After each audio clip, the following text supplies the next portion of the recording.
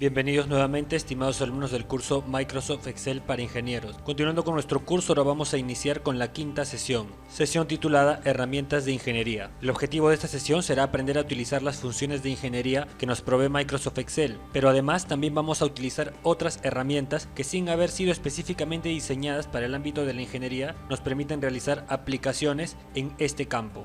Entonces, a lo largo de esta quinta sesión vamos a estudiar 4 grandes tópicos. El primero de ellos son las funciones de ingeniería propiamente especificadas en Excel. Luego vamos a estudiar el gráficos de funciones. Para este tipo de gráficos vamos a utilizar la herramienta de gráficos y en específico los gráficos de dispersión, que si bien han sido diseñados para realizar gráficos de modelos de regresión, por ejemplo, o poder representar correlaciones entre variables, podremos ver que podemos utilizarla también para graficar funciones matemáticas. Por otro lado, también vamos a estudiar cómo es que mediante las herramientas de gráficos de dispersión podemos ubicar puntos de coordenadas en un gráfico, así como también cómo mediante fórmulas matemáticas podemos calcular áreas delimitadas por puntos de coordenadas. Y finalmente, en nuestra última etapa de la sesión, vamos a estudiar cómo es que mediante Microsoft Excel también podemos diseñar planos, básicamente mediante el uso de las herramientas de ilustraciones, mediante el uso de formas y algunas otras herramientas de gráficos que dispone Excel, que si bien Excel es una hoja de cálculo y no es un programa de diseño, podremos ver que tenemos también la opción de graficar y crear planos en esta hoja de cálculo.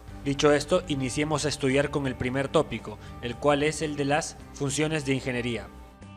La primera función que vamos a estudiar, o el primer paquete de funciones que vamos a estudiar, están relacionados con los números complejos. Luego vamos a estudiar funciones relacionadas con sistemas de numeración informáticos y finalmente vamos a estudiar funciones que nos permitirán convertir ciertas unidades de medida en otras, como por ejemplo medidas relacionadas con el peso, medidas relacionadas con la velocidad, medidas relacionadas con el volumen, el área, etc. Ya las veremos en su momento, pero vamos a iniciar con las funciones relacionadas a los números complejos. Entonces, la primera función que vamos a estudiar es la función complejo, que nos permitirá obtener números complejos de la forma a más bi o a más bj. Esta función va a requerir dos argumentos, que son obligatorios, y un argumento opcional. El primer argumento es la parte real de nuestro número complejo. Si el número es a más bi, sería la letra a el número correspondiente al argumento del número real. Luego, el argumento correspondiente al número imaginario es el número b. Y finalmente, el sufijo es para indicarle si queremos trabajar con la notación del número imaginario i o con la notación imaginaria j. Si omitimos el argumento sufijo, Excel automáticamente colocará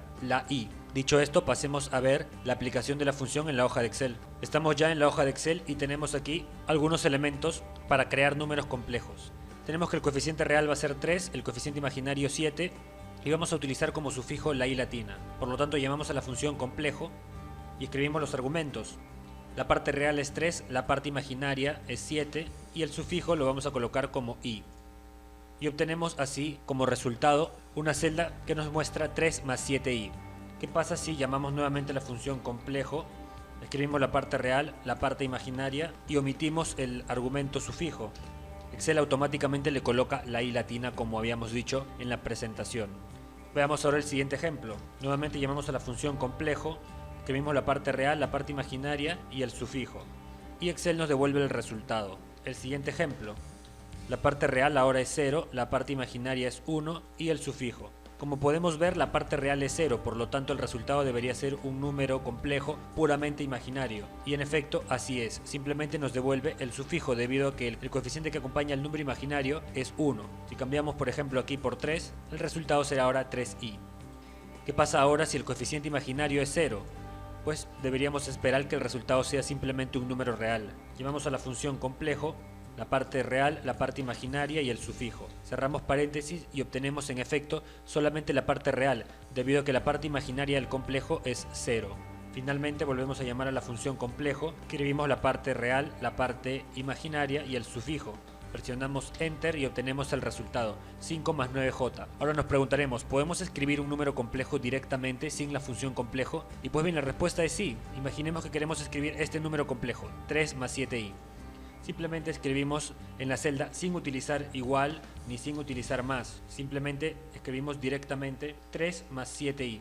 Y con esto ya tenemos nuestro complejo. Pero ¿qué pasa si el complejo empieza con una parte real negativa? En ese caso ya no vamos a poder escribir el complejo directamente. Veamos, si escribimos menos 10 más 15j, como es el número complejo de la segunda parte, y presionamos Enter, vemos que Excel nos dice que hemos cometido un error. Nos propone una corrección y nos pregunta si queremos aceptarla. Le decimos que sí y nos coloca solamente menos 10. ¿Y por qué? Porque a la parte imaginaria la está considerando como una celda, J15. Y ahora, ¿qué pasa si no tenemos, o si la parte imaginaria es 1? O sea, simplemente fuese 3 más 7i, como hace un rato, pero el 3 fuese negativo. Menos 3 más 7i. Presionamos Enter y nuevamente nos dice que hay un error. Ahora, ¿y por qué también se provoca este error? Debido a que cuando nosotros queremos escribir una función, siempre empezamos con el signo más o con el signo igual. Pero si empezamos con el signo menos, es lo mismo. Estamos dándole a entender a Excel que vamos a empezar a escribir una fórmula o una función y no a ingresar simplemente un dato. Por ejemplo, si escribimos eso, menos 3 más 2, Excel lo reconoce como una fórmula. Entonces, si nosotros queremos escribir un número complejo que empieza con parte negativa, no vamos a poder porque Excel va a detectar un error. Entonces, si bien podemos hacerlo cuando la parte real es positiva, si la parte real es negativa no vamos a poder, y en ese caso, necesariamente tenemos que utilizar la función complejo, como en este caso, que la parte real empezaba con un número negativo. Bien. Entonces, de esta forma, si queremos ingresar un número complejo, lo mejor es utilizar la función complejo. Dicho esto, pasemos a revisar ahora la siguiente función. La siguiente función que vamos a estudiar es in.real, que nos permitirá obtener el coeficiente real de un número complejo, requiriendo como argumentos justamente el número complejo del cual deseamos obtener su coeficiente real. Es decir, si el número complejo es a más bi, con la función in.real vamos a obtener el número correspondiente a la letra a. Veámoslo en la hoja de Excel. Estamos ya en la hoja de Excel y tenemos aquí algunos números. Vamos a copiar.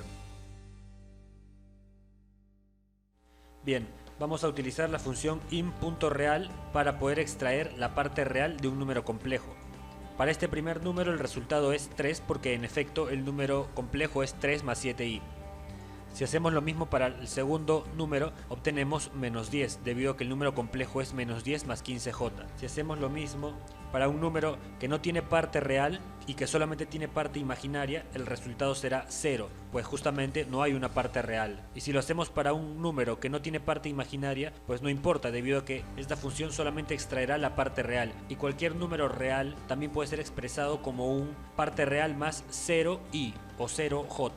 Finalmente, para el número 5 más 9j, in.real nos devolverá como resultado 5 porque 5 es la parte real de dicho número complejo. Entonces con esta función extraemos, como ya hemos visto, la parte real, positiva o negativa, de un número complejo. Veamos ahora la siguiente función. La siguiente función que vamos a estudiar es la función imaginario, que nos permitirá obtener el coeficiente imaginario de un número complejo de la forma a más bi. Es decir, esta vez con esta función ya no vamos a extraer la parte real, sino la parte o el coeficiente correspondiente a la parte imaginaria. En la forma a más bi sería extraer el número correspondiente a b. El argumento que requiere esta función es simplemente el número complejo para el cual vamos a extraer su parte imaginaria. Veámoslo en la hoja de Excel. Tenemos en la hoja de Excel aquí los siguientes números complejos. Vamos a utilizar la función imaginario para extraer la parte imaginaria de los números complejos. El primer resultado es 7 porque justamente el número es 3 más 7i. Para el segundo número obtenemos menos 15 porque si vemos es 10 menos 15j, la parte correspondiente al imaginario j es menos 15. Para un número que es puramente imaginario, pues la función imaginario nos devolverá justamente su coeficiente. Como ahí tenemos la i sola, será el número 1.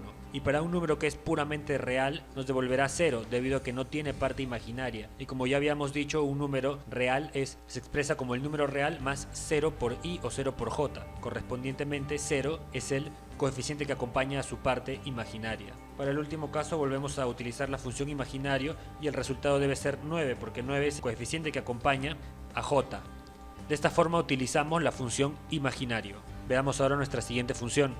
La siguiente función que vamos a estudiar es in.abs, que nos permitirá obtener el módulo de un número complejo ¿Y qué es el módulo? Pues el módulo es un concepto similar al del valor absoluto, pero para los números reales, en tanto que el módulo se utiliza para los números complejos. Un número complejo también puede ser representado gráficamente en el plano cartesiano, de tal forma que la parte real y la parte imaginaria pasen a ser los catetos adyacente y cateto opuesto correspondiente, de tal forma que se genera así un vector, el cual representa a la hipotenusa del triángulo formado por los coeficientes del número complejo. Ese vector R se calcula como la raíz de la sumatoria de los cuadrados de los coeficientes correspondientes a la parte real y a la parte imaginaria. Entonces, con Excel podemos calcular directamente el módulo de un número complejo, representado aquí por la letra R. Podríamos hacerlo también manualmente calculándolo con la fórmula de la raíz, pero con la función in.abs lo hacemos de manera directa. El único argumento que requiere esta función es el número complejo para el cual se va a calcular el módulo.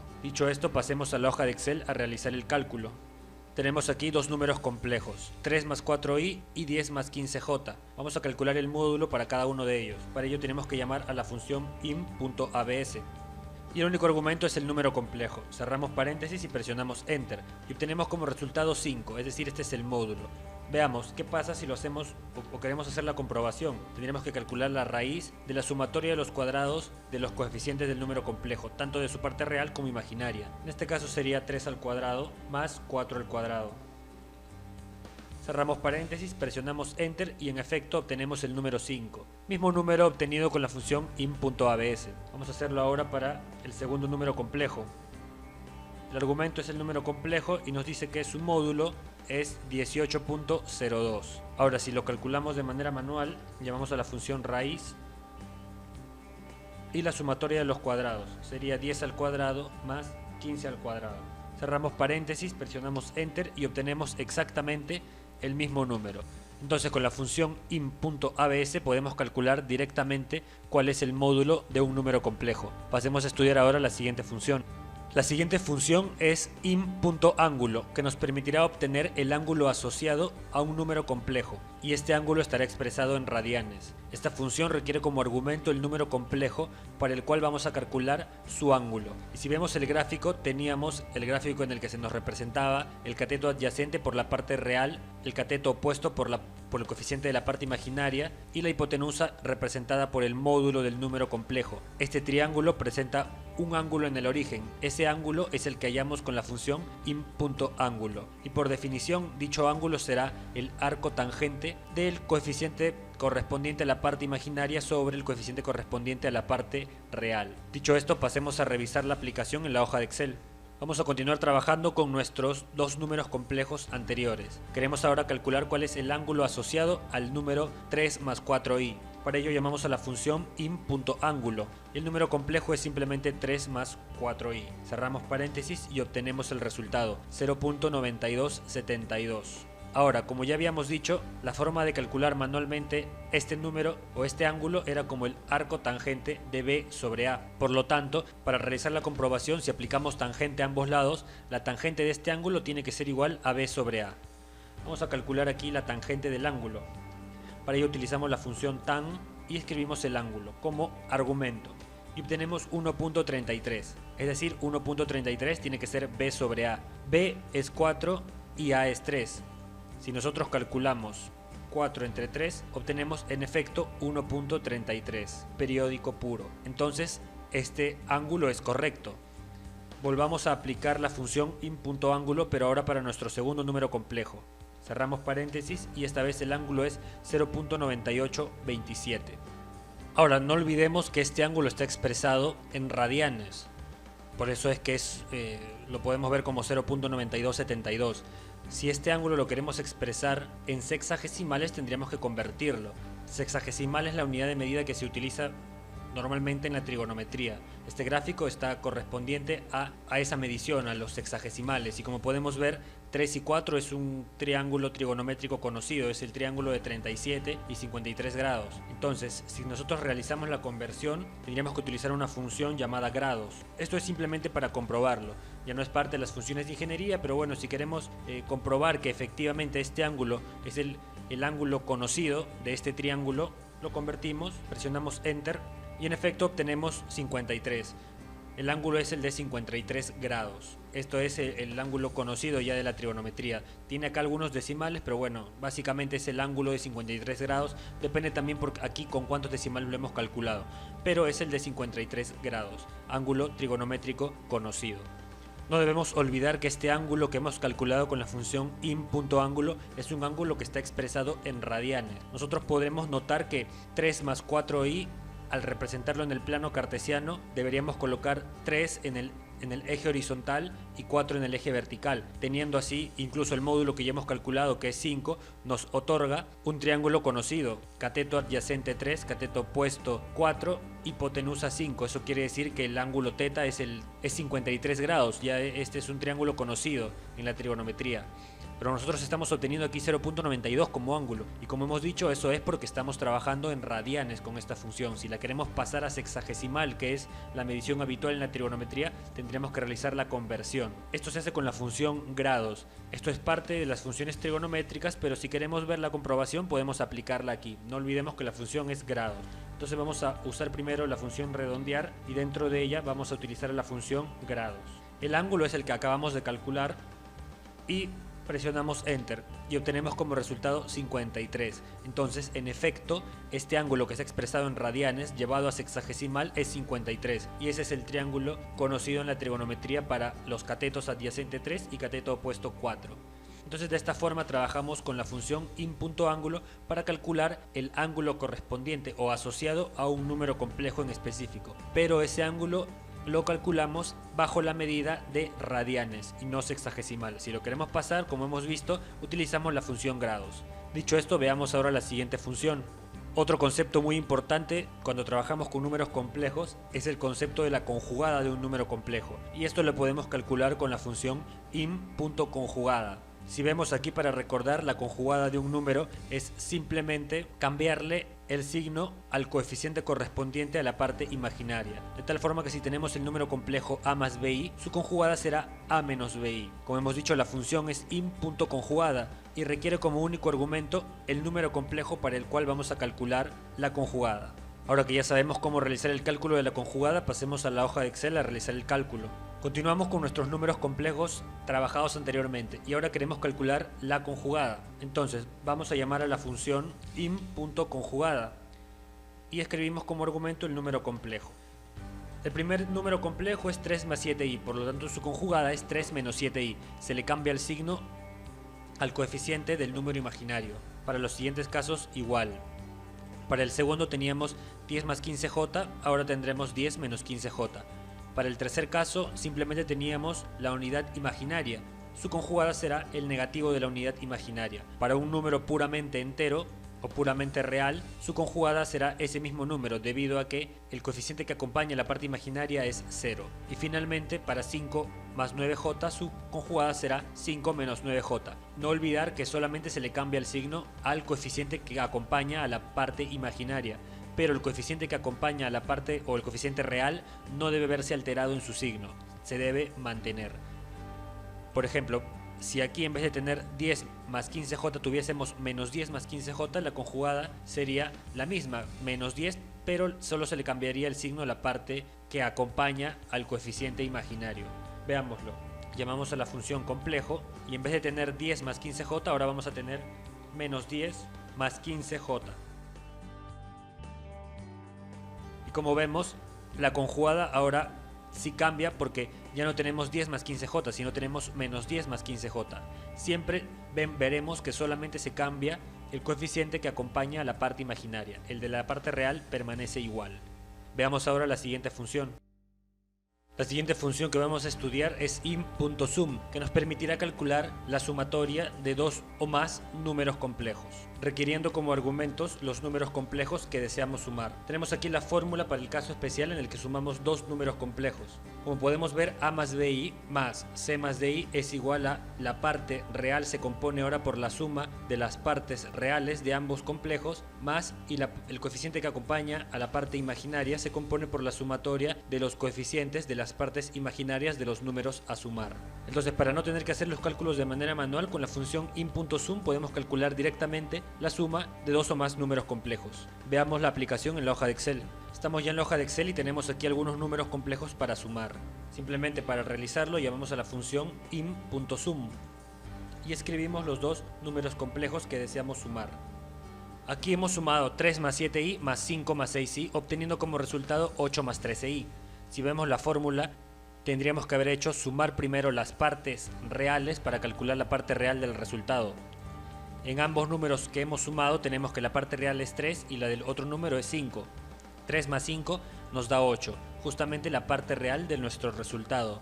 Y para la parte imaginaria tenemos que sumar los coeficientes que acompañan a las unidades imaginarias en ambos números. En estos casos son 7 y 6, y 7 más 6 en efecto nos da 13. Entonces de esta forma hemos calculado rápidamente la suma de dos números complejos. Arrastremos para los demás casos. Tenemos aquí 10 más 15i más 7. Como no hay parte imaginaria en el segundo número, simplemente habría que sumar 10 más 7 para obtener la parte real. Y 15i más 0i nos da 15i, justamente ese resultado. En la segunda parte hemos sumado un número pura, el tercer ejercicio es un número puramente imaginario más un número puramente real. El resultado por lo tanto es la parte real más la parte imaginaria. De igual forma aquí tenemos 1, que es solamente un número real, más 3i, un complejo puramente imaginario, dando como resultado 1 más 3i. Y en la última parte tenemos 5 más 9i más 4 más 5i. Si sumamos las partes reales, 5 más 4 es 9, y los coeficientes imaginarios, 9 más 5 es 14, obteniendo así 9 más 14i. Entonces con la función im.sum podemos realizar la suma de números complejos. Veamos ahora la siguiente función. La siguiente función a estudiar es im.sust, que nos permitirá obtener la resta de dos números complejos, requiriendo como argumentos únicamente dichos dos números complejos que deseamos restar. Tenemos aquí también la fórmula de cómo es que se calcula la resta de dos números complejos, y al igual que con la sumatoria, ahora para calcular la parte real del resultado simplemente restamos las partes reales de ambos números, y para calcular el coeficiente que acompaña a la unidad imaginaria simplemente restamos los coeficientes de las unidades imaginarias de los dos números que estamos restando. Veamos la aplicación en la hoja de Excel. Continuando con nuestros ejercicios, ahora vamos a realizar la resta. Tenemos 3 más 7i que tenemos que restarlo de 5 más 4i. Entonces llamamos a la función im.sust y escribimos como argumento los números complejos a restar. Para este primer caso obtenemos menos 2 más 3i. Veamos, las partes reales son 3 y 5. 3 menos 5 nos da menos 2, justamente la parte real del resultado. Y las partes imaginarias son 7i y 4i. Si restamos 7i menos 4i obtenemos 3i, justamente la parte correspondiente a la unidad imaginaria en nuestro resultado. Vamos a arrastrar para los demás casos. Tenemos la resta de 10 más 15i menos 7. Como solo hay parte real sería 10 menos 7 que nos da 3 como parte real. Como no hay parte imaginaria solamente nos quedamos con 15i. En la segunda parte i menos 5. Como no hay parte real en el primer número y no hay parte imaginaria en el segundo número, simplemente queda como menos 5 más i. Para el siguiente caso tendremos solamente parte real en el primer complejo y solamente parte imaginaria, por lo tanto simplemente sería 1 menos 3i. Y para la última parte, 5 menos 4, que son las partes reales, nos dan como resultado 1, y 9 menos 5, que son las partes imaginarias, nos dan como resultado 4. Entonces, para calcular la resta de dos números complejos, simplemente llamamos a la función im.sust y escribimos como argumentos los dos números complejos que deseamos restar. Veamos ahora la siguiente función. La siguiente función que vamos a estudiar es im.product, que nos permitirá obtener la multiplicación o producto de dos o más números complejos. Esta función va a requerir como argumentos los números que deseamos multiplicar. Tenemos aquí la fórmula para el caso específico en el cual multiplicamos dos números complejos. Como podemos ver, esto difiere un poco de cómo calculamos la suma y la resta. Ahora, para calcular los coeficientes del resultado tenemos que realizar más operaciones. Primero multiplicar los coeficientes reales y restarle los coeficientes imaginarios para así obtener el coeficiente real del resultado. Y para el coeficiente imaginario del resultado tenemos que multiplicar el coeficiente real del primer número por el coeficiente imaginario del segundo número, y a esto sumarle el coeficiente imaginario del primer número por el coeficiente real del segundo número. De esta forma hallamos nuestro número complejo resultante de la multiplicación de los otros dos números complejos. Pero para no tener que hacer estos cálculos manuales existe la función im.product, que nos permite obtener la multiplicación de una forma mucho más rápida. Veamos la aplicación en la hoja de Excel. Tenemos aquí nuestros números complejos y vamos a realizar la multiplicación. Para calcular esta, simplemente llamamos a la función in.product y escribimos los números complejos que deseamos multiplicar.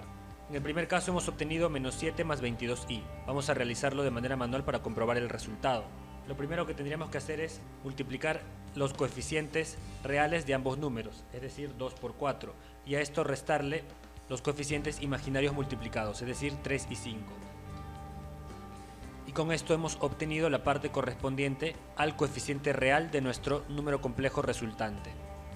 Ahora vamos a calcular la parte imaginaria. Lo que tenemos que hacer ahora es multiplicar el coeficiente real del primer número, es decir 2, por el coeficiente imaginario del segundo número, es decir 5. Y a esto tenemos que sumarle el coeficiente imaginario del primer número multiplicado por el coeficiente real del segundo número. Y obtenemos como resultado 22. Justamente 22 es el coeficiente que acompaña a la unidad imaginaria de nuestro resultado. Entonces, en efecto, la función in.product realiza correctamente la multiplicación de los números complejos. Vamos a arrastrar para obtener los demás resultados, a los cuales se le está aplicando siempre in.product para obtener los resultados correspondientes. Aquí, la unidad imaginaria multiplicada por 2 más 5i nos devuelve como resultado menos 5 más 2i. En el último caso, menos 2 más 3i multiplicado por 1 menos 6i nos devuelve como resultado 16 más 15i. Entonces, siempre que querramos multiplicar dos o más números complejos, utilizamos la función in.product. Y como vemos, esta es coherente con el cálculo de la multiplicación de los números complejos. Veamos ahora la siguiente función. La siguiente función es in.div. Con esta función podremos calcular el cociente o división de dos números complejos. Como vemos, esto resulta todavía un poco más complejo porque ahora al número resultante hay que dividirlo sobre una sumatoria de cuadrados, en la cual se tienen que considerar los coeficientes del segundo número complejo que va en el cociente. Es decir, c más di, se utilizan sus coeficientes c y el coeficiente d. Tenemos la fórmula, por lo tanto podemos verlo en la hoja de Excel y comprobar que en efecto la función in.div calcula correctamente la división de dos números complejos. Nuevamente, aquí los argumentos para esta función son simplemente los dos números complejos que deseamos dividir. Veamos la aplicación en la hoja de Excel. Estamos ya en la hoja de Excel y tenemos aquí varios números complejos que deseamos dividir. Para ello llamamos a la función in.div y escribimos los dos números complejos a dividir como argumentos. Ahora vamos a comprobar nuestros cálculos. Hemos dividido menos 238 más 240i entre 10 más 24i. ¿Qué sucede si aplicamos la fórmula que nosotros tenemos aquí al costado? Vamos a realizarlo por partes. Primero vamos a calcular AC más BD, luego vamos a calcular BC menos AD y finalmente vamos a calcular C cuadrado más D al cuadrado. ¿Cuánto sería AC? Tenemos que A es menos 238 y C es igual a 10. Y a todo esto tenemos que sumarle B por D. B es 240 y D es 24. Obtenemos el primer número. B por C es 240 por 10. Y a esto le tenemos que restar A por D, que es 24. Y obtenemos el segundo número. Ahora, para el último es C cuadrado más D cuadrado. Es decir, 10 al cuadrado más 24 al cuadrado. Listo. Ahora, para obtener los coeficientes tendríamos que realizar la división. Este número dividido entre la suma de los cuadrados y el segundo número también dividido entre la suma de los cuadrados. Y este 5 y 12 son los coeficientes del resultado. Y si vemos, nuestro resultado con la función in.div es justamente 5 más 12i, 12. Entonces, en efecto, la función in.div calcula correctamente la división. Vamos a arrastrar para los demás casos y en todos ellos estamos calculando la división de los números complejos. Como podemos ver, solo en el primer caso obtuvimos resultados en que los coeficientes real e imaginario eran números enteros, pero para nuestros demás casos son números con varios decimales.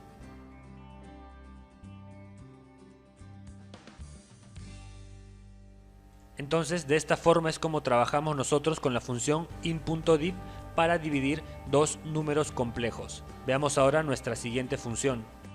La siguiente función a estudiar es int.raíz2, que nos permite obtener la raíz cuadrada de un número complejo, requiriendo como único argumento el número complejo para el cual vamos a calcular su raíz cuadrada. Tenemos aquí arriba las fórmulas de cómo es que se calcula la raíz cuadrada de un número complejo. Como hemos visto, el módulo es necesario para comprobar los cálculos, así como también el ángulo correspondiente al número complejo dentro del plano cartesiano. Pero con la función int.raíz2 podremos evitarnos estos cálculos de comprobación y calcular directamente mediante Excel el resultado de la raíz cuadrada del número complejo. Para ver la aplicación de la función pasemos a la hoja de Excel. Estamos nuevamente en nuestra hoja de Excel y tenemos aquí algunos números complejos para los cuales vamos a calcular la raíz cuadrada. Y simplemente tenemos que llamar a la función int.raíz2 y escribimos como argumento el número complejo. Y como vemos obtenemos el resultado, que nos muestra la parte real y el coeficiente que acompaña a la unidad imaginaria con varios decimales. Si arrastramos obtenemos los resultados para los otros números complejos. Entonces cuando querramos calcular la raíz cuadrada de un número complejo ya no tendremos que aplicar todas las fórmulas para llegar al resultado, sino simplemente llamar a la función int.raíz2.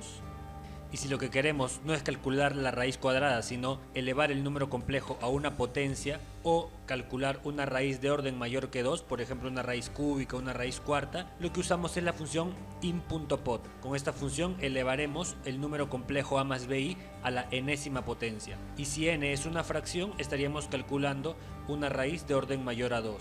Esta función requiere dos argumentos. El primer argumento es el número complejo que vamos a elevar a la enésima potencia y el segundo argumento es el correspondiente a la potencia de grado n a la cual vamos a elevar el número complejo. Tenemos también la fórmula de cómo es que se eleva un número complejo a una potencia enésima. Nuevamente requerimos calcular el módulo y también calcular funciones trigonométricas correspondientes al ángulo del número complejo en el plano cartesiano. Para ver la aplicación de esta función volvamos a la hoja de Excel. Estamos ya en la hoja de Excel y vamos a realizar algunos cálculos.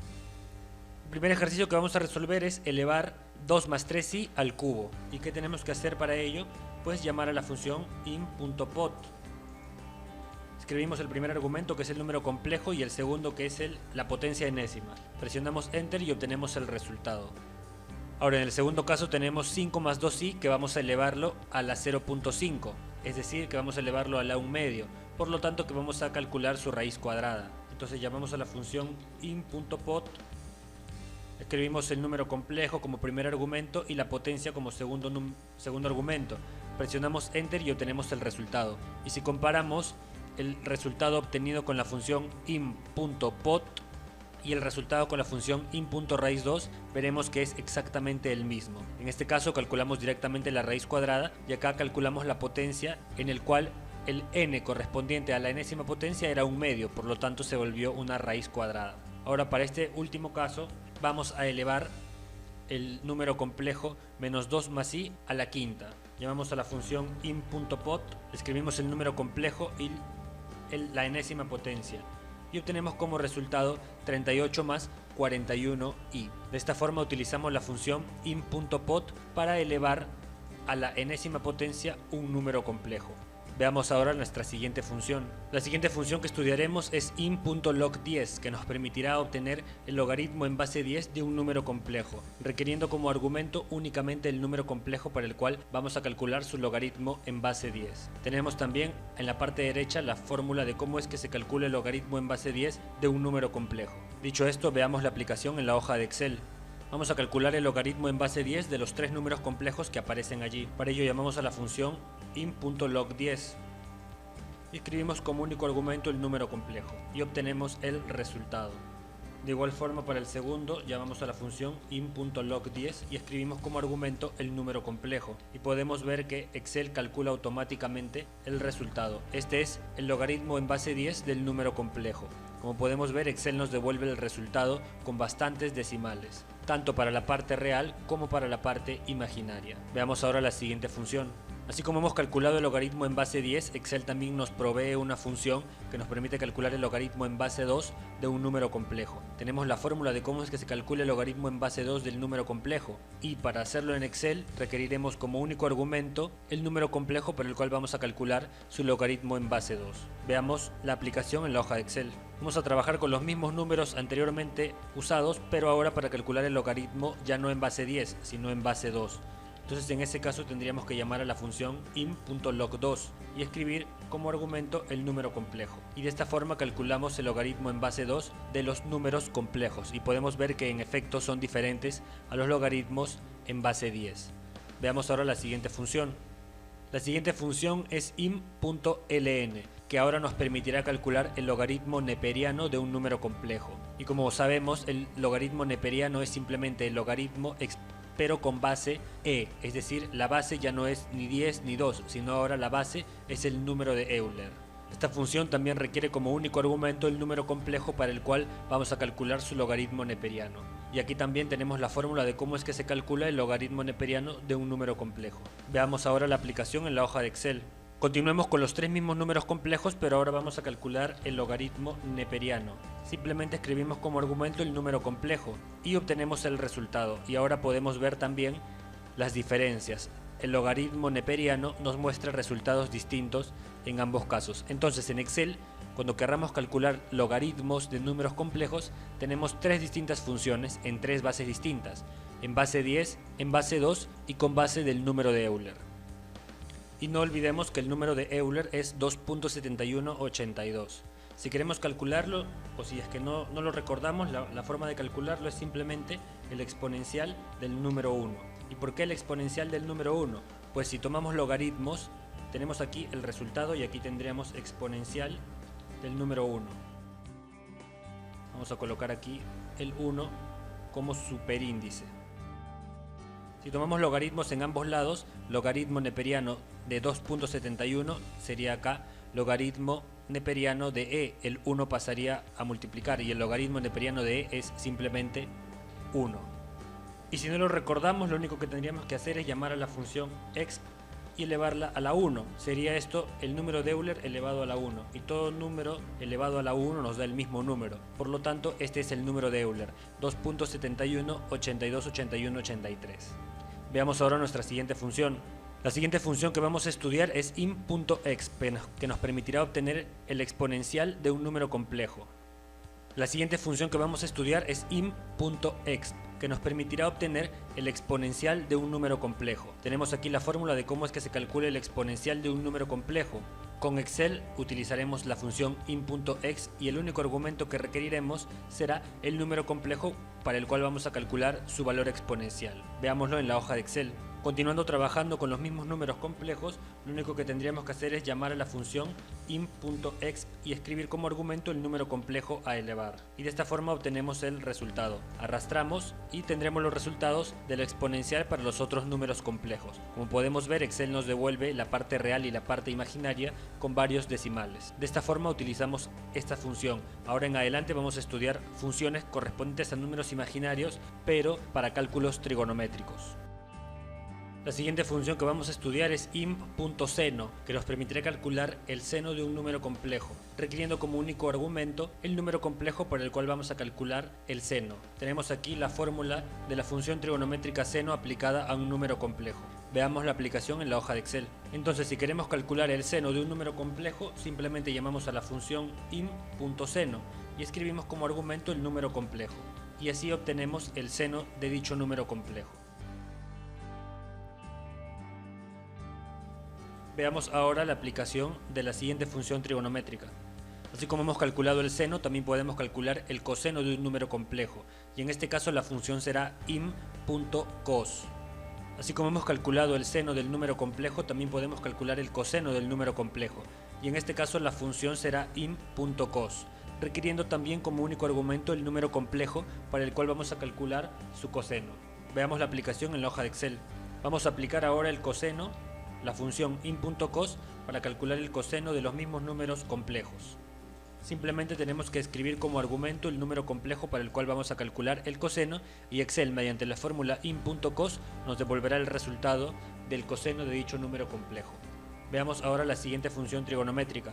La siguiente función que estudiamos es im.tan, que nos permitirá calcular la tangente de un número complejo, requiriendo también como único argumento el número complejo para el cual vamos a calcular la tangente. Y no olvidemos que la tangente está definida como la división del seno entre el coseno. Veámoslo en la hoja de Excel. Estamos ya en la hoja de Excel y vamos a continuar calculando las funciones trigonométricas. Para ello llamamos a la función im.tan y la aplicamos a nuestro número complejo, obteniendo así los resultados. Ahora, si queremos comprobar esto, podríamos dividir el seno entre el coseno del número complejo. Pero si lo hacemos tal como lo acabo de digitar en estos momentos, vamos a obtener un error. Presionemos Enter y en efecto vemos que nos devuelve como respuesta valor. Ahora nos preguntaremos, ¿y por qué? Si estamos dividiendo. Pues como ya hemos visto, para dividir números complejos no lo hacemos directamente con una fórmula utilizando el símbolo de división, sino existe una fórmula, una función que ya la acabamos de estudiar hace un momento. Esa función es la función im.div. Entonces vamos a realizarlo con esa función, que vamos a dividir el seno entre el coseno. Cerramos paréntesis, presionamos Enter y obtenemos el resultado. Y si lo comparamos con el resultado hallado con la función im.tan, es exactamente el mismo, puesto que por definición la tangente es el seno entre el coseno. Pasemos a estudiar ahora nuestra siguiente función. La siguiente función que vamos a estudiar es im.cot, que nos permitirá obtener la cotangente de un número complejo, requiriendo como único argumento el número complejo para el cual vamos a calcular dicha cotangente. Ahora, la definición de la cotangente es que esta es el coseno entre el seno. Dicho de otra forma, es la inversa de la tangente. Vayamos a ver la aplicación en la hoja de Excel. Vamos a aplicar por lo tanto la función im.cot para calcular la cotangente de los números complejos. El argumento simplemente va a ser el número complejo para el cual vamos a calcular dicha cotangente. Ahora, si queremos realizar la comprobación, tendríamos que calcular la inversa de la tangente, es decir, dividir 1 sobre la tangente. Nuevamente llamamos a la función im.div. El primer número es el número 1 y el segundo número es el correspondiente a la tangente de 2 más 3i. Cerramos paréntesis y presionamos Enter, obteniendo como resultado justamente el número complejo hallado con la función im.cot. Y aquí hemos podido ver algo, y es que los argumentos para la función im.div no tienen que ser necesariamente números complejos que tengan parte real y parte imaginaria. El número 1 también se le considera un número complejo, pero es un número complejo que tiene la parte imaginaria o que el coeficiente que acompaña a la unidad imaginaria es igual a 0. Entonces, de esta forma hemos repasado cómo aplicar la función im.cot y de paso cómo aplicar la función im.div cuando tenemos uno de los argumentos que es simplemente un número real. Veamos ahora la siguiente función. La siguiente función es im.sec, que nos permitirá obtener la secante de un número complejo, requiriendo como único argumento el complejo para el cual vamos a calcular su secante. Esta función trigonométrica se define como la inversa de la coseno. Esta función trigonométrica se define como la inversa del coseno. Esta función trigonométrica se define como la inversa del coseno. Entonces vamos a la hoja de Excel a ver su aplicación. Vamos a continuar trabajando con los mismos números complejos, pero ahora vamos a calcular la secante. Entonces llamamos a im.sec y escribimos como argumento el número complejo. Vamos a arrastrar para obtener los resultados de las secantes de los demás números. Ahora, mediante la función im.div vamos a calcular la inversa del coseno para de esta forma obtener la secante. El primer número será 1 y el segundo número tiene que ser el coseno de 2 más 3i, que ya lo tenemos calculado aquí. Cerramos paréntesis y presionamos Enter y en efecto obtenemos el mismo número que hemos hallado con la función im.sec. Entonces con im.sec calculamos la secante de un número complejo. La siguiente función es im.csc, que nos permitirá obtener la cosecante del número complejo a más bi, requiriendo como único argumento dicho número complejo para el cual queremos calcular la cosecante. Y no olvidemos que la cosecante está definida como la inversa del seno. Por lo tanto, de esa forma podemos comprobar el cálculo. Vayamos a la hoja de Excel a aplicar la función im.csc. Siguiendo trabajando con nuestros mismos números complejos, vamos a llamar ahora a la función im.csc. Y el argumento es el número complejo para el cual vamos a calcular la cosecante. Vamos a autocompletar y obtenemos los resultados. Ahora, con la función im.div vamos a realizar la comprobación del cálculo. Como habíamos dicho, tiene que ser la inversa del seno, y el seno de 2 más 3i ya lo tenemos calculado aquí arriba. Cerramos paréntesis, presionamos Enter y en efecto la cosecante de 2 más 3i es el mismo número que hemos obtenido con la función im.csc. Veamos ahora nuestra siguiente función trigonométrica de un número complejo. Las siguientes 4 funciones están relacionadas también con cálculos trigonométricos, pero ahora nos permitirán calcular las funciones trigonométricas hiperbólicas. Así, la primera función es in.seno h, que nos permitirá calcular el seno hiperbólico de un número complejo, requiriendo como único argumento dicho número complejo. Tenemos también aquí en la presentación la fórmula de cómo es que se calcula el seno hiperbólico de un complejo. Veamos su aplicación en la hoja de Excel. Para calcular el seno hiperbólico llamamos a la función in.seno h y escribimos el argumento, que es el número complejo. Autocompletamos y obtenemos el resultado. Entonces con in.seno h calculamos el seno hiperbólico de un complejo, mientras que con in.seno calculamos simplemente el seno de un número complejo. Así como hay una función para calcular el seno hiperbólico, también hay una función para el coseno hiperbólico. Esta es in.cosh, que requiere como argumento únicamente el número complejo para el cual vamos a calcular su coseno hiperbólico. Tenemos también aquí la fórmula de cómo es que se realiza dicho cálculo de manera manual. Y para calcular el coseno hiperbólico de un número imaginario o un número complejo, simplemente llamamos a la función in.cosh y escribimos el número complejo para el cual vamos a calcular dicho coseno hiperbólico, obteniendo así los resultados. No debemos olvidar que para el coseno normal es in.cos, mientras que para el coseno hiperbólico es in.cosh. Las dos últimas funciones trigonométricas de números complejos son in.sec h e in.csch. In.sec h nos permitirá obtener la secante hiperbólica del número complejo y requiere nuevamente como argumento solo el número complejo para el cual se va a calcular su secante hiperbólica. Y no debemos olvidar que por definición la secante hiperbólica es simplemente la inversa del coseno hiperbólico. Apliquemos aquí la función in.sec h para calcular la secante hiperbólica de estos números complejos, obteniendo así rápidamente los resultados. Y si queremos comprobar, no olvidemos que la secante hiperbólica se define como la inversa del coseno hiperbólico. Por lo tanto, llamamos a la función in.div y tenemos que calcular 1 sobre el coseno hiperbólico. Y como vemos, el resultado es exactamente el mismo número hallado con la función in.sec h. Finalmente, nuestra revisión de funciones trigonométricas de números complejos culmina con in.csch, que nos permite obtener la cosecante hiperbólica del número complejo, requiriendo también como único argumento dicho número complejo. Y no olvidemos que la cosecante hiperbólica se define como la inversa del seno hiperbólico. Entonces apliquemos la función in.csch para calcular el coseno hiperbólico de nuestros números complejos. Arrastramos para autocompletar y así obtenemos la cosecante hiperbólica de cada uno de ellos. Vamos a realizar la comprobación con la función in.div, calculando así la inversa del seno hiperbólico, que ya lo tenemos calculado arriba. Entonces, el resultado que podemos ver es exactamente el mismo que hemos calculado con in.csch. Entonces, como hemos visto, tenemos funciones para calcular las funciones trigonométricas simples, así como las funciones trigonométricas hiperbólicas de números complejos. Con esto terminamos la sección correspondiente a las funciones de ingeniería relacionadas con cálculos de números complejos. En la siguiente etapa vamos a iniciar a revisar las funciones de ingeniería que tienen que ver con sistemas de medida informáticos. Hasta luego. Las siguientes 12 funciones que vamos a estudiar se relacionan con los sistemas de numeración informáticos.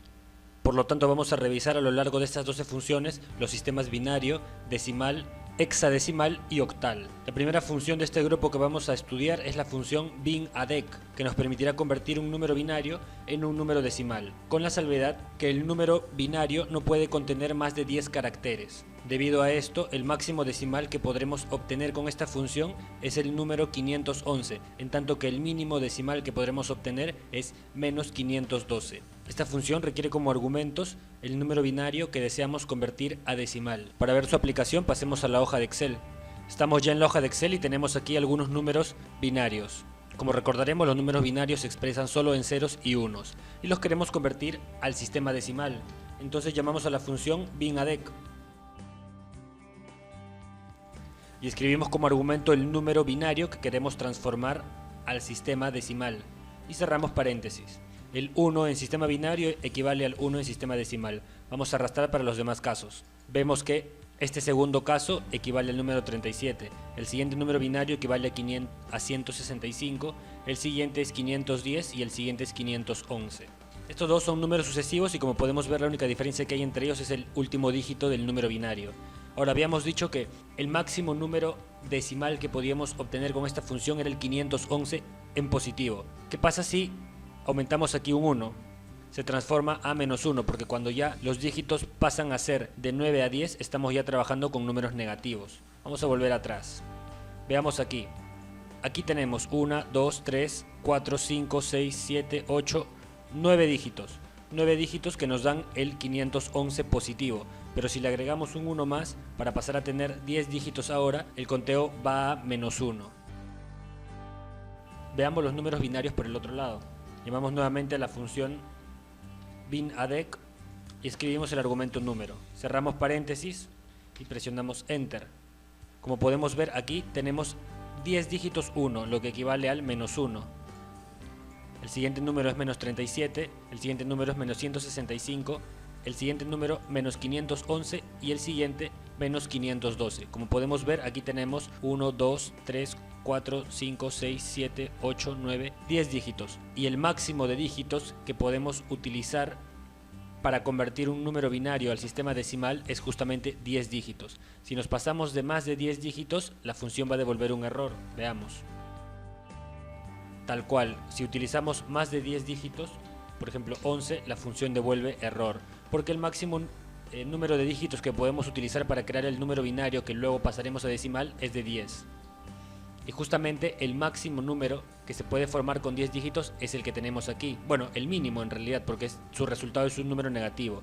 Y el máximo número binario que podemos generar que sea positivo es el que tenemos aquí, cuando tiene 9 dígitos, cuyo resultado es 511. Entonces, veamos ahora nuestra siguiente función. La siguiente función es la inversa. Se llama decabin, que hace lo contrario a la anterior, porque esta vez lo que hacemos es convertir un número del sistema decimal al sistema binario, requiriendo como argumentos el número que vamos a transformar, así como un argumento opcional llamado posiciones.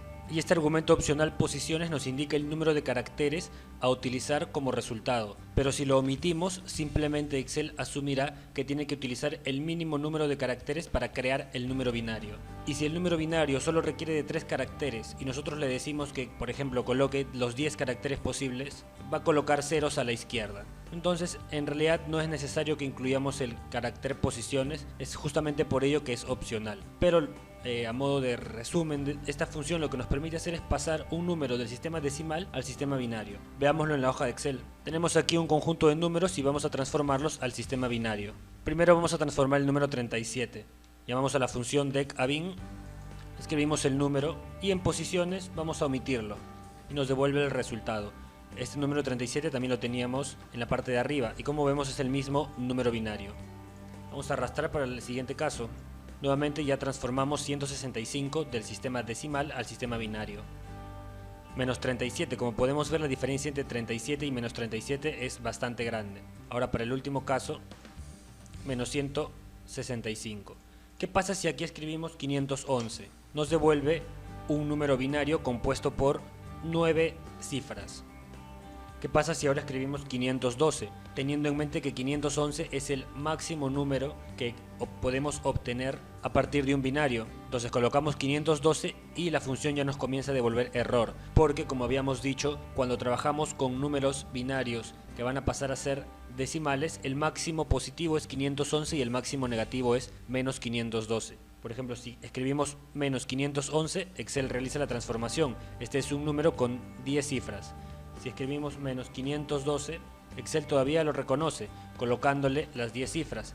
Pero si seguimos retrocediendo, Excel ya no nos lo permite, porque como ya hemos dicho, el máximo positivo es 511 y el máximo negativo es menos 512.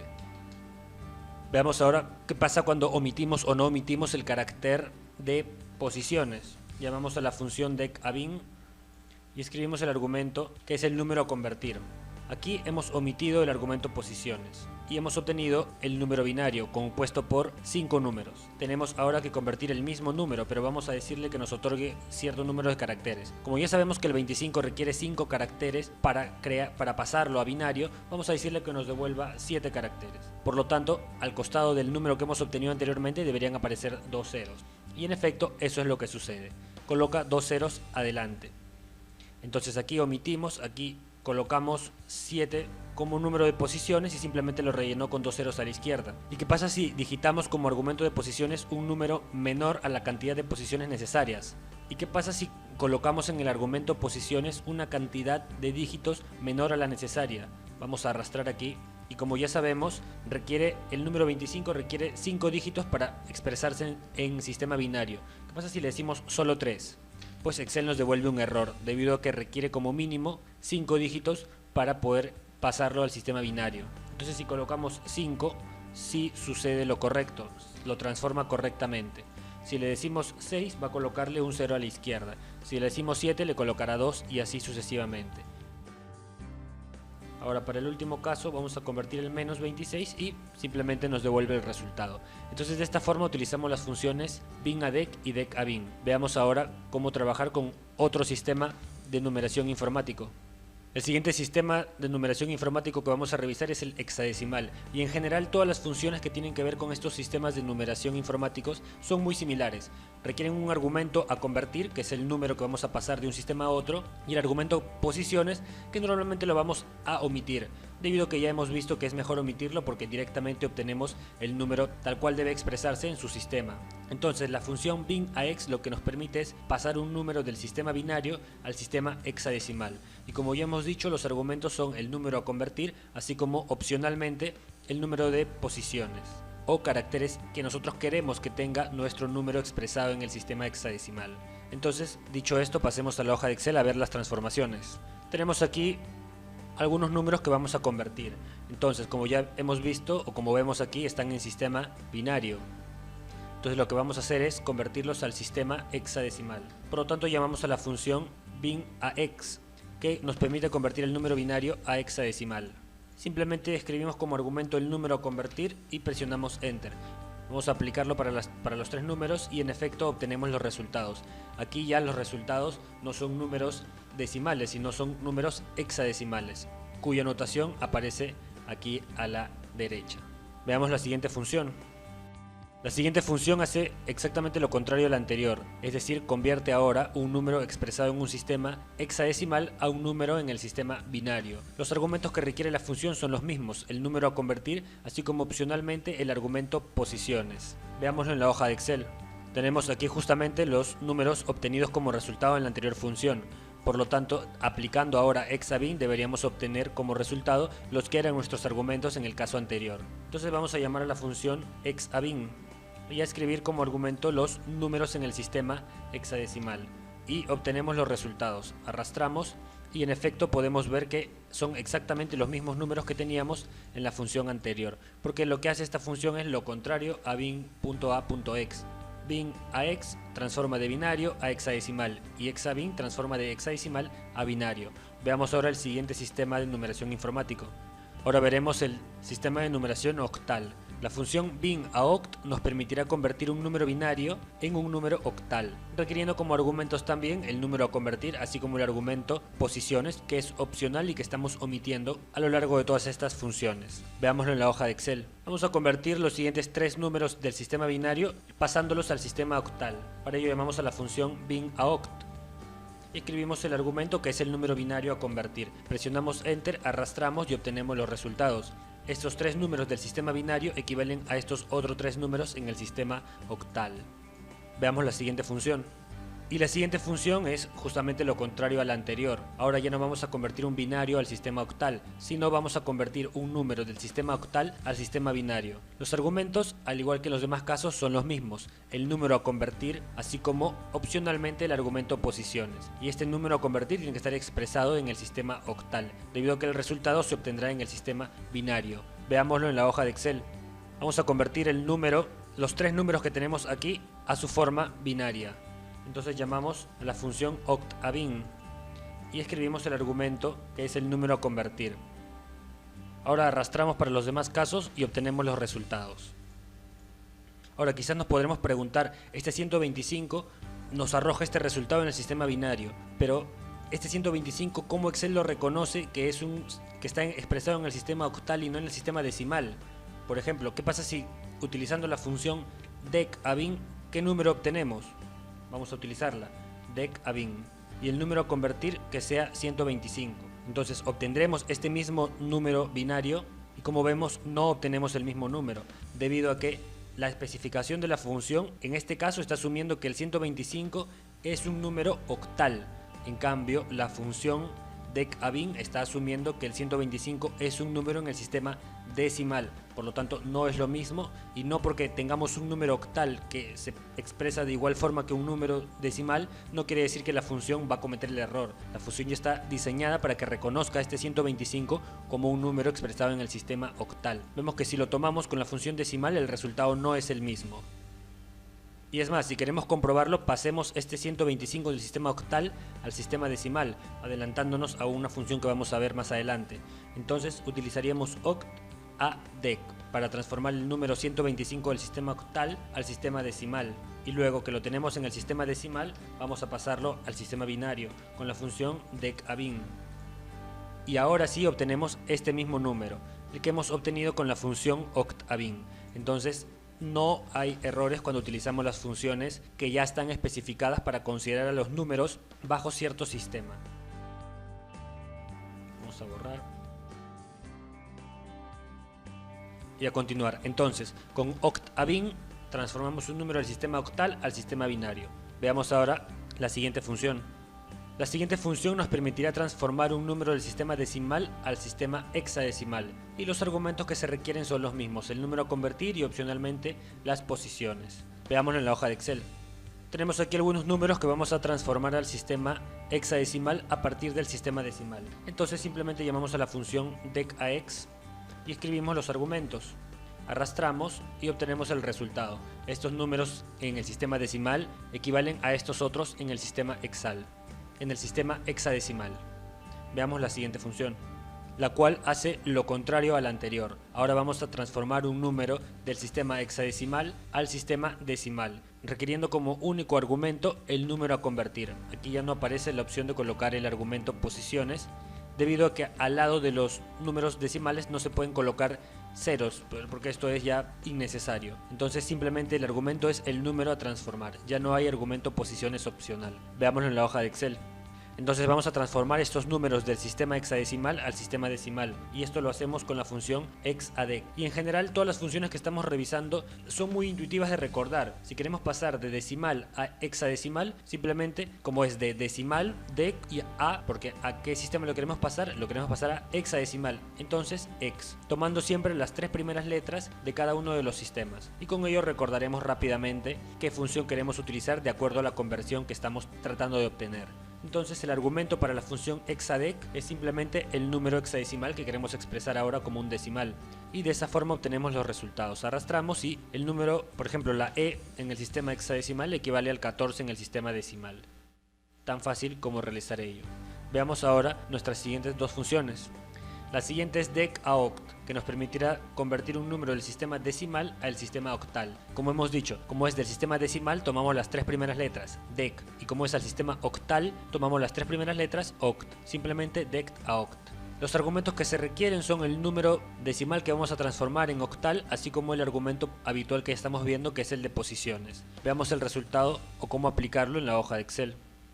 Tenemos aquí tres números en el sistema decimal y vamos a pasarlos al sistema octal.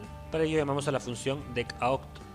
Escribimos el argumento número, cerramos paréntesis y obtenemos el resultado.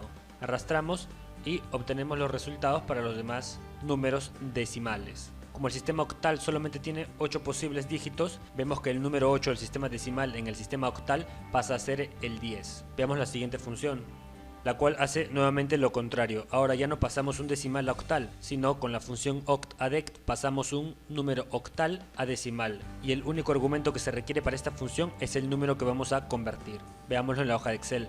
Entonces vamos a transformar los siguientes números del sistema octal al sistema decimal. Llamamos a la función octadec, arrastramos y obtenemos los resultados. Ahora, ¿qué pasa si escribimos, por ejemplo, un número que tenga dentro de sus dígitos al número 9? Por ejemplo, que sea 259. Presionamos Enter y vemos que el resultado es un error, debido a que este número no existe en el sistema octal. En realidad no hay un 9 para el sistema octal. ¿Qué pasa si escribimos 258? El error permanece porque no hay un 8 en el sistema octal, pero si es 257 vemos que sí obtenemos resultado debido a que sí hay un 7 en el sistema octal. En el sistema octal tenemos simplemente 8 dígitos y no tenemos más allá de 8, entonces empezando del 0 llegamos hasta el 7, pero no tenemos ni 8 ni 9. Entonces si escribimos algún número que termine en 8 o en 9 o que tenga un 8 y un 9 entre sus dígitos, vamos a obtener errores. Veamos ahora el siguiente grupo de funciones. Veamos ahora las siguientes dos funciones de sistemas de numeración informáticos. Las últimas dos funciones serán exaoct y octaex. La primera, exaoct, nos permitirá convertir un número del sistema hexadecimal al sistema octal, requiriendo como argumentos el número a convertir, así como el argumento opcional posiciones. Veámoslo en la hoja de Excel. Tenemos aquí los tres números del sistema hexadecimal que los vamos a pasar ahora al sistema octal. Entonces llamamos a la función exaoct y escribimos simplemente el número a convertir y obtenemos el resultado. Arrastramos y obtenemos los resultados para los demás casos. La última función octaex nos permitirá convertir un número octal en hexadecimal, requiriendo como argumentos el número a convertir así como el argumento opcional posiciones. Veámoslo en la hoja de Excel. Estamos nuevamente en la hoja y vamos a transformar estos números del sistema octal al sistema hexadecimal. Para ello llamamos a la función octaex y escribimos el argumento que es el número a convertir. Arrastramos y obtenemos los resultados. Como ya habíamos dicho, el sistema octal solamente considera para sus dígitos números del 0 al 7. Lo que hay aquí es que ninguno de estos números tiene dígitos distintos a aquellos que van desde el 0 al 7. ¿Qué pasa si en vez de 120 fuese 128? Obtenemos un error porque el número 128 no existe en el sistema octal, como ya habíamos dicho. Solo puede tener dígitos del 0 al 7. Ahora sí devuelve un resultado. Entonces, como hemos visto acá, tenemos diversas funciones para trabajar con los sistemas de numeración informáticos. Podemos trabajar con el sistema binario, el sistema decimal, el sistema octal y el sistema hexadecimal. Veamos ahora un siguiente grupo de funciones.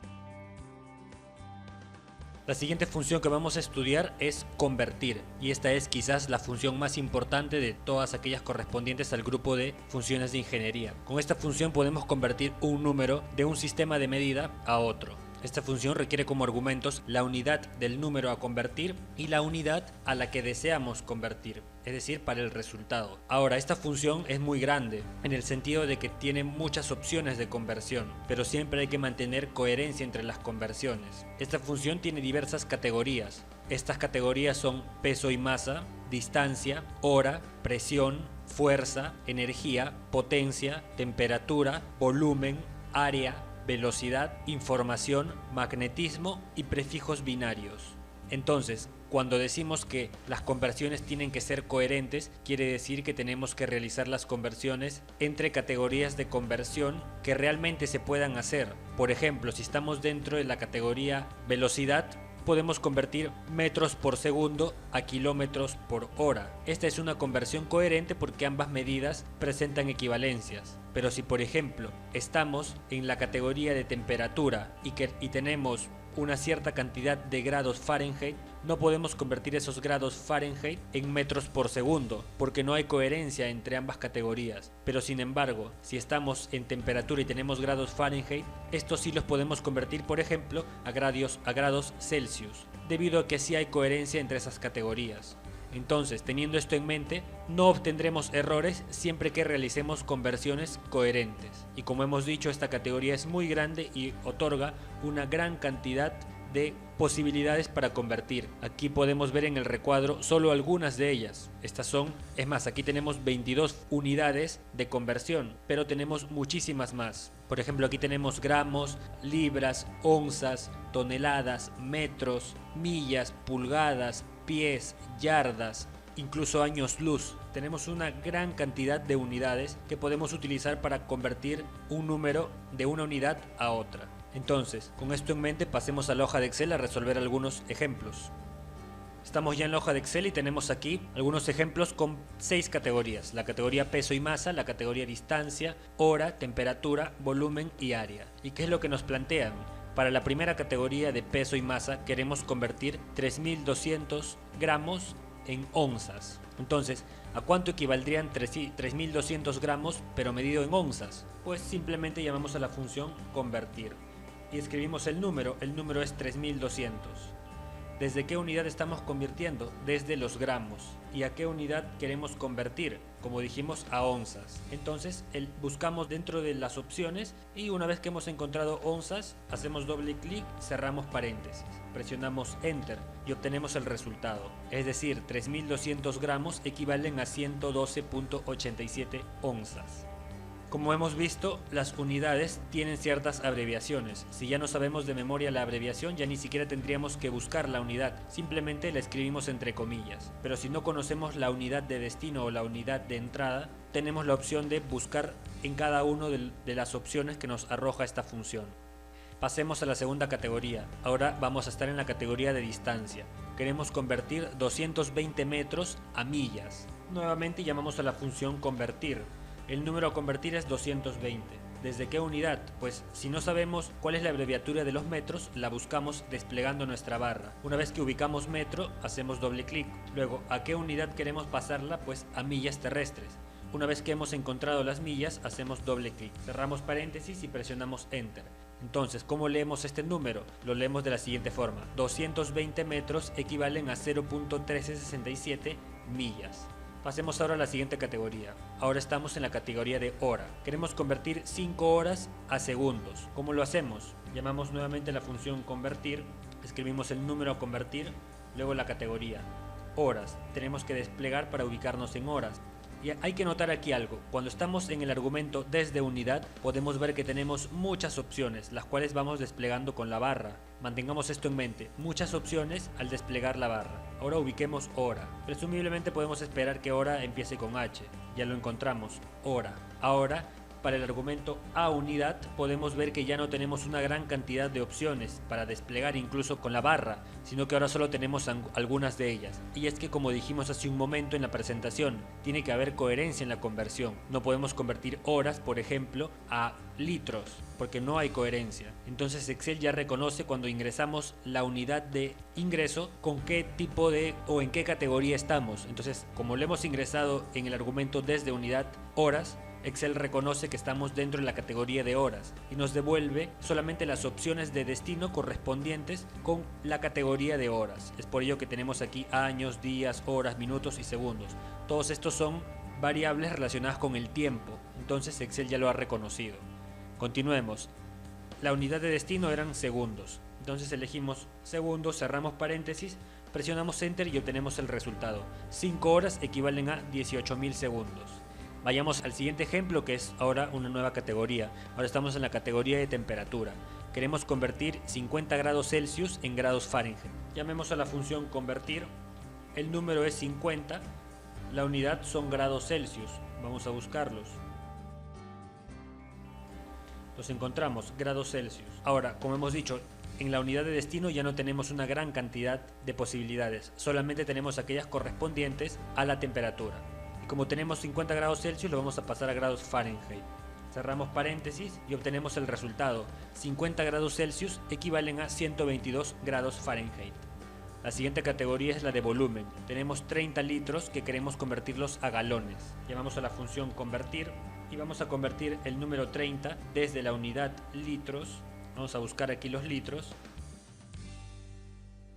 Encontramos a la unidad galones. Ahora, como vemos, pese a que hay varias opciones, estas son menos de las totales que habían. Solamente son las coherentes con la categoría de volumen. Entonces de litro lo vamos a pasar a galones. Lo encontramos, cerramos paréntesis, presionamos Enter. Quiere decir que 30 litros equivalen a 7.93 galones. Finalmente, la última categoría que vamos a revisar es la de área. Y lo que vamos a hacer es convertir 232.360 metros cuadrados en hectáreas. Llamamos a la función convertir. El número es 232.360 desde la unidad metros cuadrados, que está casi al final,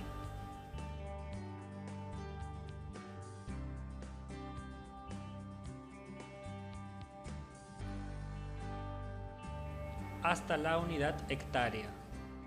Cerramos paréntesis y presionamos Enter y obtenemos que 232.360 metros cuadrados equivalen a 23.23 hectáreas. Entonces de esta forma es como utilizamos la función convertir.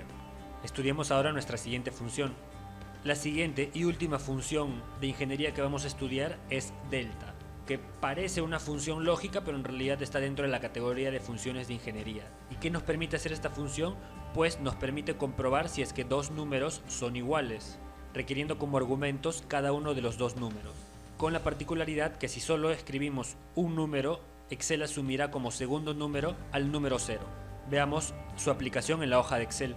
Como hemos dicho, la función delta nos permitirá saber si dos números son iguales. Entonces llamamos a la función delta y escribimos los argumentos, el primer número y luego el segundo número, y presionamos Enter.